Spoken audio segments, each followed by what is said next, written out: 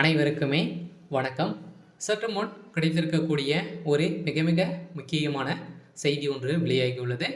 சற்று முன் தமிழகத்தில் பரபரப்பு. கோபாலபுரத்தில் திரண்ட வழக்கறிஞர்கள் வெடித்த மிகப்பெரிய கலவரம், போலீஸ் குவிப்பு, இது மாதிரி செய்திகள் வெளியாகிருக்கு. ஸோ இதை பற்றி தான் இந்த வீடியோவில் நாம் முழுமையாக பார்க்க போகிறோம். ஸோ அதுக்கு முன்னாடி நம்ம சேனலுக்கு இப்போ தான் நீங்கள் முதல் முறையாக வந்திருக்கீங்க அப்படின்னா மறக்காமல் நம்மளுடைய சேனலை சப்ஸ்கிரைப் பண்ணி சப்போர்ட் பண்ணுங்கள்.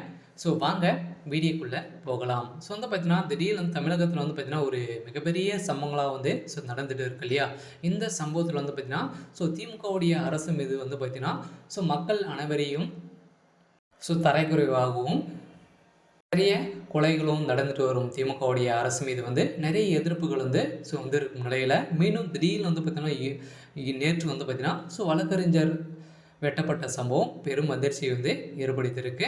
இதனால் தமிழகவுடைய அரசு மீது நிறைய போராட்டத்தில் பார்த்தீங்கன்னா வழக்கறிஞர்கள் தமிழகம் முழுவதுமே இருக்கக்கூடிய வழக்கறிஞர்கள் அனைவரையும் நீதிமன்றத்தில் புறக்கணித்து போராட்டத்தில் ஈடுபட்டு இப்போ கோபாலபுரத்தில் பார்த்தீங்கன்னா மிகப்பெரிய கலவரங்களாக தான் ஏற்பட்டு வருகின்ற நிலையில் தமிழ்நாட்டின் பல்வேறு இடங்களில் வழக்கறிஞர் நீதிமன்றம் புறக்கணிப்பு போராட்டத்தில் ஈடுபட்டுள்ள நிலையில் ஒசூரியில் பார்த்தீங்கன்னா வழக்கறிஞர் கண்ணன் என்ற ஒருவர் மீது தான் பார்த்தீங்கன்னா தாக்குதல் நடத்தி கண்டனம் தெரிவித்திருந்த நிலையில் திடீர்னு வழக்கறிஞர் பாதுகாப்பு சட்டத்தை கொண்டு வர வலியுறுத்தியிருந்த நிலையில் இதன் அடிப்படையில் பார்த்தீங்கன்னா வழக்கறிஞர் கண்ணன் மீது நிறைய வெட்டுக்குத்துகள் ஏற்பட்ட சம்பவத்தினால தான் பார்த்தீங்கன்னா நீதிமன்றத்தில் ஒரு நீதிபதிக்கே ஒரு பாதுகாப்பு இல்லாத ஒரு திமுகவுடைய அரசு மீது பார்த்தீங்கன்னா இப்போ நிறைய எதிர்ப்புகள் வந்திருக்கும் நிலையில் அதிரடியாக பார்த்தீங்கன்னா இப்போ நடக்கக்கூடிய சம்பவங்களை பார்த்தாக்கா பார்த்தீங்கன்னா கூடிய விரைவில் தமிழகத்தில் ஒரு மிகப்பெரிய சம்பவங்களாக நடக்க போகுது.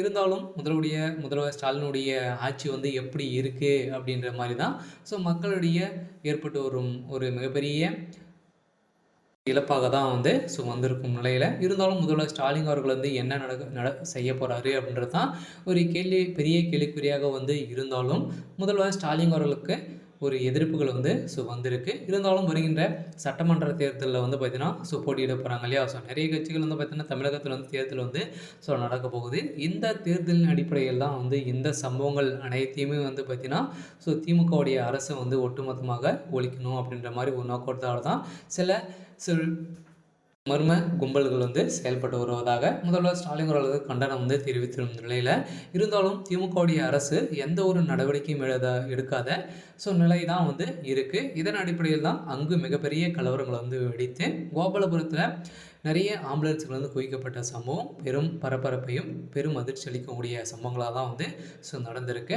இருந்தாலும் என்ன நடக்க போகுது அப்படின்றத வெயிட் பண்ணி பார்க்கலாம். இது மாதிரி செய்திகளை தெரிஞ்சுக்கணும் அப்படின்னா மறக்காமல் நம்மளுடைய சேனலை சப்ஸ்கிரைப் பண்ணி சப்போர்ட் பண்ணுங்கள். தேங்க்யூ.